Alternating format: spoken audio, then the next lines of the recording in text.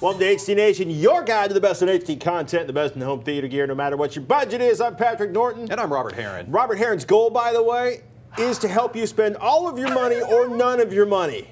Yeah. We're going to help you. We'll figure it out. Oh my goodness, exciting week to week. We got the Google Chromecast. We got a beautiful new Samsung HDTV. We do. And we have information on the future of the Blu-ray. At least what we think may be the future. Well, Sony and Panasonic, right, are collaborating. They are on a brand new disc format. We're talking high capacity storage. And if you're wondering when we'll see that next generation, basically version of a Blu-ray disc, Sony and Panasonic are collaborating on a professional use optical disc format with the goal of achieving 300 gigabytes of storage by the end of 2015, something we've already seen demonstrated in private, at least, or in curated demos, if nothing else. Now, both companies have recently introduced pro-grade multi-disc caddy-based systems for large storage tasks. These are basically taking a lot of discs and then putting them into a robotic feeding system, basically, and that's so they can handle massive storage on that level. Now, our guess, basically, for this technology is that it's going to bring 4K to the store shelves, but will it be compatible with the latest Blu-ray players? We seem to think it's going to be a long shot on that, at least for the current generation of Blu-ray players. And while we're talking the future of Blu-ray, let's help Andrew out and make sure everybody knows what the deal is with 4K Blu-rays. He writes, "Hi guys, hello from Down Under. Great show, great to see a standalone HD Nation back. Been watching you from show number 1. Just a question about Blu-ray.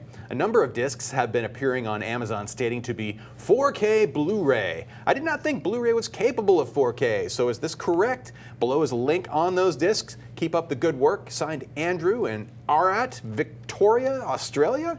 So Andrew included this link, Angels and Demons, mastered in 4K, and I've just have this is like the UK version. So there should be another half dozen titles if you're shopping in the United States. These are, and let me get up close here on this Angels and Demons, mastered in 4K, maximum picture, expanded color. They started with a very high quality source. Boom. They basically created a new 4K master and then recompressed it on the Blu-ray. What we found out is there's a great write-up, by the way, from Sound and Vision. So these 4K masters, what Al Griffin talks about in this wide-angle article is essentially he got like 35 megabits per second because they're using all the bandwidth. That's almost the max bit rate of the format itself. Yeah, I mean, basically they max out the bit rate. There's an expanded color gamut if you actually have like Sony's expanded color, like XV Color, XV YCC, which nobody really, it's not an official spec. No. Most people don't have all the devices they need to play it. You're not calibrating for that either, so.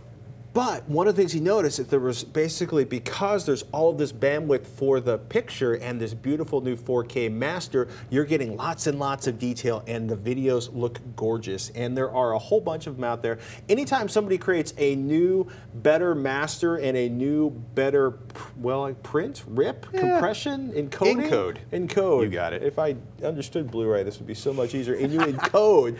The bits, baby. Well, the downside, right, if they do it to one of your favorite films, you're like, great, I'm going to spend another 20 bucks on another freaking Blu-ray, but on the flip side, you're going to get more rich opportunity for color, but mostly more detail and possibly a significantly improved master. And totally.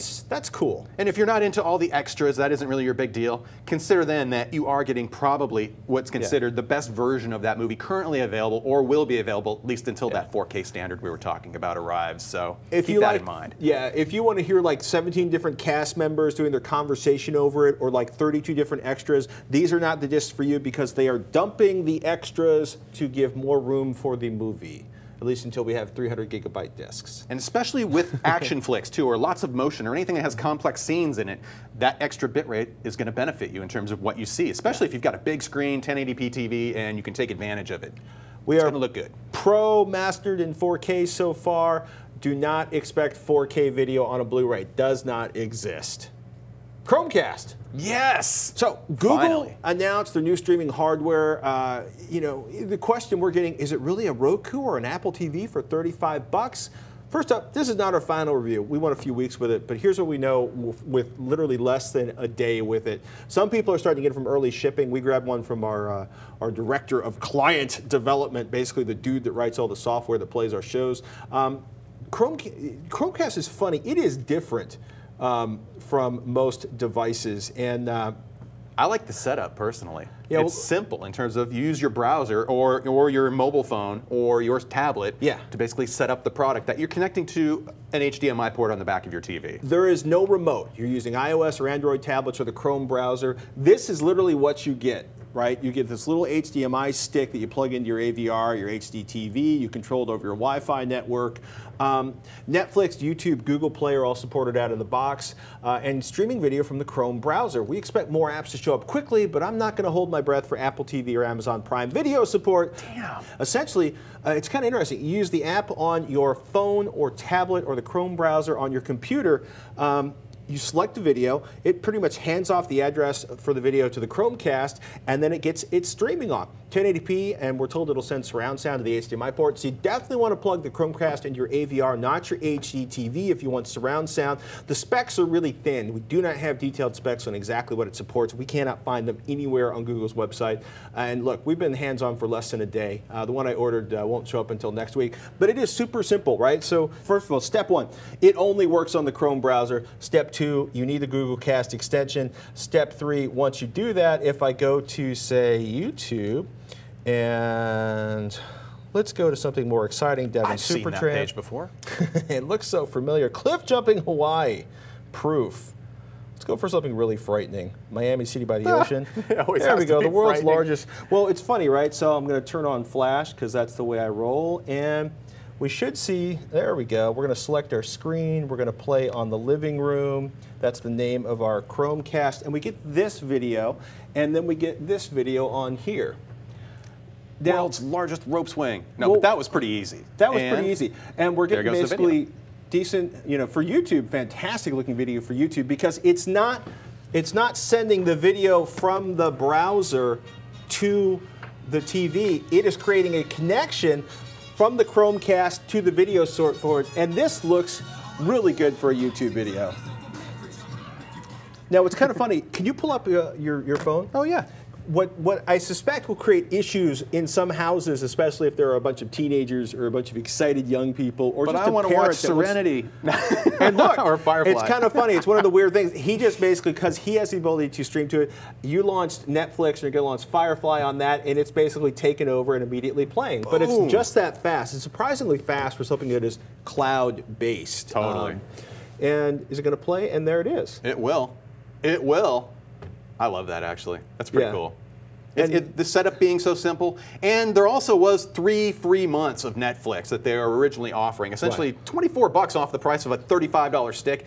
But Google sold so many of these on their first day that they ended the promotion pretty quickly. And I got to say, it works so far.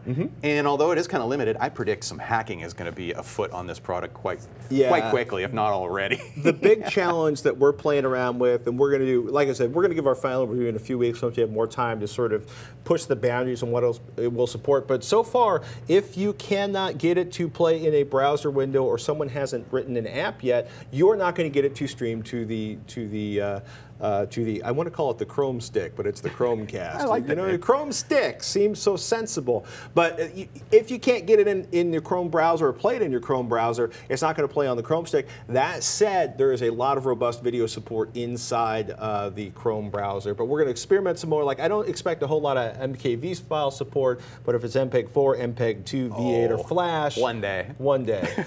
Well, inside of Chrome. Well, we will play. Send us your questions about the Chromecast, hdnation@revision3.com, or tweet at hdnation. We will do our best over the next couple of weeks to answer as many of those as we can. Mine arrives next week, too. Outstanding. I can't wait. It's cheap. It is. For $35. It just does video. For wireless streaming from stuff I already own, I like it. I like it a lot. Samsung HDTV. Yeah. More than just video? Damn straight. It actually has quite a bit of stuff in this one. Hey, we all love admiring, no, I will say drooling over the latest and greatest televisions from the top manufacturers. But when it comes time to part with your hard-earned cash, we often go with the best value. The Samsung F6400 Slim LED TV is one of those better values, as it provides the modern design we all like with the thin bezels and a nice base stand. It provides that with good picture quality, especially after a little calibration. And we have it here today. Let's take a look at this sucker right now. Now, it seems like we're on a roll with 55-inch screens, that Panasonic, the LG, and the Vizio, and now the Samsung F6400, all 55-inch, at least in terms of what we're showing here. 1080p resolution screen, 4 HDMI ports on the back, 3 USB ports as well for a variety of things, including there is camera support for this if you want to do stuff like Skype and other things. Camera's not included. Has a dual-core processor inside that makes the menus and the apps feel a little bit zippier. Wi-Fi and Bluetooth built in. Nice. I like it. I was actually using my Bluetooth keyboard with this, and it actually works just dandy. The series, the 6400 series, is available in 40 to 75-inch screen sizes. Large if you want it there. And the base stand is actually quite nice. It provides up to 20 degrees of swivel. Similar in design, actually, to the D8000 that we loved so much back in the day. While not the slim bezel design, or at least as razor thin as some screens we've seen, it is a fairly thin bezel where it isn't, I don't know, I find it the way it should be nowadays. Now, the remote control is one of my favorites, actually. What they call their Smart Touch remote control, a backlit controller. It's also IR, it also includes an IR blaster, actually, for set-top box control, in addition to things like a Blu-ray player and AVR. But it's got a big old touchpad in the middle of it. It sure does, and it acts a lot. If you're familiar with, you know, swiping your thumb to use. Well, it's so funny, but hold on for a second, because as someone who's played around with a lot of alternative controllers on HDTVs, watch how fast this is moving around some of the different inputs. And it's clean and it's simple and it works surprisingly well, which is something I can't say for a lot of the remote controls we've seen. Microphone built in, I see it. Sure does. It has, you know, voice command and control. It works okay, I will say that. There is a slight learning curve to using this whole thing. This is also a Bluetooth remote as well, so not only does it have the infrared up front, and the TV accepts infrared, but it will also link up via Bluetooth, so you don't need to actually point it at the TV, which is kind of nice. Now, that learning curve I was talking about, it also has a little bit, because, you know, there's not every button you could imagine on the front of this remote, but there's a lot of functionality there that you might not be aware of just by looking at it. Some buttons have multiple functions, things like that. Now, integration with other devices, though. Over-the-air tuners, the set-top box and the apps basically can all come together, and then Samsung's processing can create what they call their S recommendations, where it'll take a look at all your sources and then say, you know what, here's some things we suggest, or you could actually ask the damn thing to say, hey, what's on right now that I might be interested in, and it'll give you suggestions too, if you're interested in trying that kind of stuff out. Cord cutters, you're going to love this TV's built-in tuner. I found it had great sensitivity in our crazy studio here that's not the best place to pick up signals. And the channel guide was downright beautiful. It's as good looking as any channel guide I've seen, and it provided great information. Setup was simple in terms of getting this out of the box and getting it running. There's a guided setup that finishes by checking for updates. Samsung provides a solid set of picture controls as well on this TV, including the ability to adjust de-blurring and de-judder independently for your video and film sources. That's nice because that way you can you can improve the detail of your video sources like sporting programs while keeping your movies looking filmic, or the way they should and not a camcorder effect. Now, as far as calibration goes, I put those good picture controls to use. Let me tell you. Let's take a look at the CalMan data here. In the TV's default grayscale result, using the factory calibrated movie picture preset, note that delta E average of 2.79, it's not bad, but if you note, those brighter grays are a little too blue, as noted by the graph in the middle. Now, compare that to the post-calibration result with the delta E of under 1. That's anything under 2 is really considered not noticeable. The dark grays in particular on this LED TV are well tracked, and that's something I do not see very often. Often on a lot of LED screens or LCD screens, you'll see that in the darkest grays or in dark detail, there might be a blue cast in shadows and things like that that just affects, it's not the way it should look. And this TV does a really good job once it's tuned up. Now, for color results, CalMan's color checker tool is a pretty awesome thing to look at. It shows that the TV's factory color setup leaves some room for improvement with that delta E result of 2.5. I should actually rerun that test to see how well my grayscale adjustment changed things. As you noted, or as I noted, the grayscale errors in the F6400's color checker chart have the largest errors in that whole sequence of measurements. And I'll be sure to add a post-calibration color check for future reviews. And note though, the LG's LA7400 that we looked at a few weeks ago, its default color check result using the cinema picture preset on that TV was one of the best I've seen out of the box. So if color accuracy is where you're going and you need it right out of the box and you don't plan on calibrating it, I'd be looking at what LG is offering right now. Input lag testing using the Leo Bodner tool shows 111 milliseconds by default, and that drops to 45 milliseconds with the game mode enabled. Very, very similar, actually identical almost as far as the lower result to LG's LA7400. Now, the Vizio M series LED that we showed, I think, a week or two ago, managed a slightly better 38 millisecond result with its game mode enabled. And overall, you would consider anything under 40 milliseconds good for gaming. Anything above that's getting a little, it could be better. Now, as far as video processing goes, the F6400 does it all pretty well in terms of artifact reduction and preserving details. Although I did note that there are a few more jagged artifacts in the sailing ship video from the Spears and Munsell version 2 test disc. Also, in order to achieve proper film mode processing with this TV, I had to actually go into the settings and enable the Auto 1 preset, which was off for some reason. It should be on, but it wasn't. No big deal. And as for 3D, Samsung, this particular TV, Samsung is a leader in their active glasses technology and active 3D technology. 2 pairs are included in the box.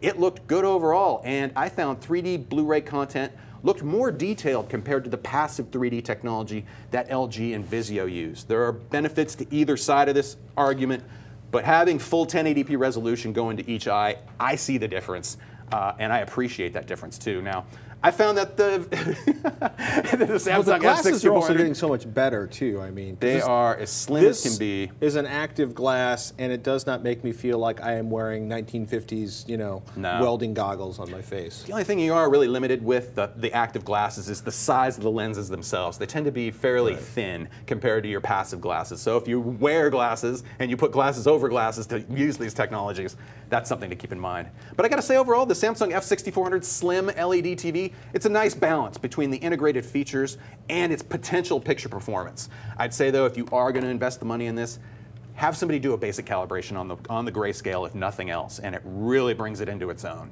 There you have it. Yeah. Got a question from Sam who writes in, hey guys, I'm in the market to upgrade from a now faulty but still working Sony CX5240 to something bigger. After your recommendation of the Optoma HD20 projector, I found a refurbished unit for £500, which is around the same price as the LG Plasma I've been interested in, that 50p N650T. I have my current TV hooked up to an LG SR906SB AV receiver, this making the LG set more appealing, as then all my home theater can be controlled from one remote. However, I would love to get a projector. Not sure if I should wait out a few years to get a 4K projector when the content is more available. What would you guys recommend? Love the show, Sam in the UK. So when I'm thinking about a projector, I'm thinking about how bright is the room. Right? I've seen television viewing rooms where it's like a wall of glass on one side. This is the worst case viewing scenario for a projector if you like to watch during the day. Do you have the option of putting a hanging screen? Is there a flat wall you can use to project on? Do you have a whole bunch of art or a whole bunch of bookshelves, in which case you will need to have a screen that comes down for the projector? Because you put up an HDTV, whether it's a plasma or an LED, boom, I got a plasma or an LED, I hang it on the wall, I put it on a mount, I have a piece of furniture where it comes up on motorized wheels. But when you have a projector, you have to use the projector calculator we've showed you. Projectorcentral.com is a really good one. You have the projector, you have the distance it will work against the wall, and the more money you spend, the easier it is to do things like change lenses on the projector so that it has an optimal sort of image projected on a wall so you can get it particularly close for short throw projectors or deal with particularly odd room locations, because you don't want to do things like use a whole bunch of keystoning correction inside the projector itself, because if it is digital keystoning correction, it is going to detract from the quality of your image. If it has the ability to physically move things inside there, it can do a better job of keystoning, but ideally you hang the projector exactly where it wants to be, 6 inches off the top of the wall, 3 feet above the bottom of the floor, but you need to do your research to figure out if it's going to fit. So, can you have a dark room, or is it going to be a dark room, or can you pull curtains closed if you want to watch during the day? Do you have the ability to ceiling mount it or floor mount it so you can get it where it wants to be? Are you willing to spend the additional money for a screen of some type if you can't project it on a wall? All of these are questions I would ask long before I would think about 4K and when 4K projectors are coming out. Right now, 4K projectors are in the, wow, I could buy a really nice used car for that money. In 5 years, they are either going to be down in the sort of $1,000 level, or 4K will have sort of drifted into the ether kind of like 3D hasn't quite done yet, but it certainly feels that way. Your advice, though, about going to projectorcentral.com and looking at their calculator for that specific projector is the best thing you can do, though, because you need to figure out, too, how big of a screen you're going to be shooting the image at, because the smaller it gets, or the closer you bring the projector to the wall, you're going to be able to create a lot more light on that surface, and that's one thing to keep in mind. And also, I don't really recommend, man, I hate to say it, but I don't recommend LG plasmas right now. There's only 2 plasma companies I even consider nowadays, and it's going to be Panasonic or Samsung. And they make Panasonic looks amazing. They do, and they know what they're doing there. And for LEDs, I love the LA7400 series from LG, and it's terrific. But again, check out that calculator because it gives you a lot of information about how you're going to have to mount this projector given its lens and given the distance and given the size of your screen and given the lighting conditions in your room. And it kind of puts it all together in one chart you can look at, and it's the best shopping tool I've ever encountered.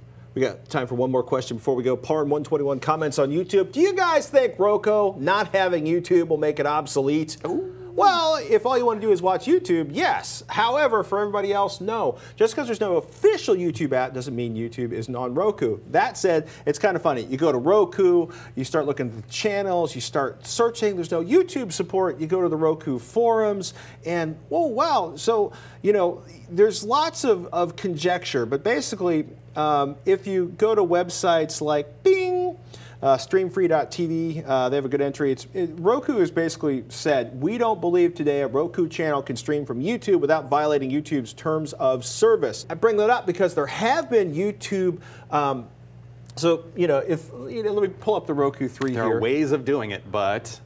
Yeah, well, it's kind of funny, right? Because when you start looking for, I love that moment when I'm like, stop, Samsung, you're too easy to use. So if I go like out of Coppers, which is like the best show ever right now, and I get into Roku and I go into the channel store and I got to actually use my thumb instead of, because there's no touch.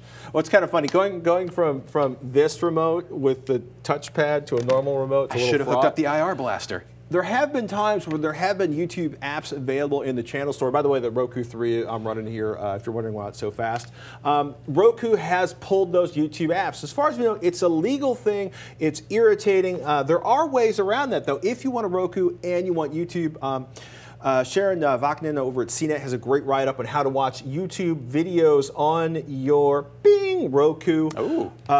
Using Twonky of all things. We'll see if we can get her on to talk about it because I don't want to show you how to do it. I want you to go to her article and read it because it's a good write-up. But it's really, really easy. You basically use Twonky to send YouTube videos from your phone to the Roku, which oddly enough is kind of a lot like what the Chromecast does. So it's interesting. YouTube is not quite, well, actually, I'm going to say YouTube is pretty much everywhere Netflix is right now. I don't understand why it's not on Roku. Maybe I should ask Roku and see if they'll give me a direct answer. But the thing is like there's a deal brewing. We're going to have it eventually. Maybe it's going to be supported. But the reality is, no, there is no YouTube on Roku. There are ways around that, or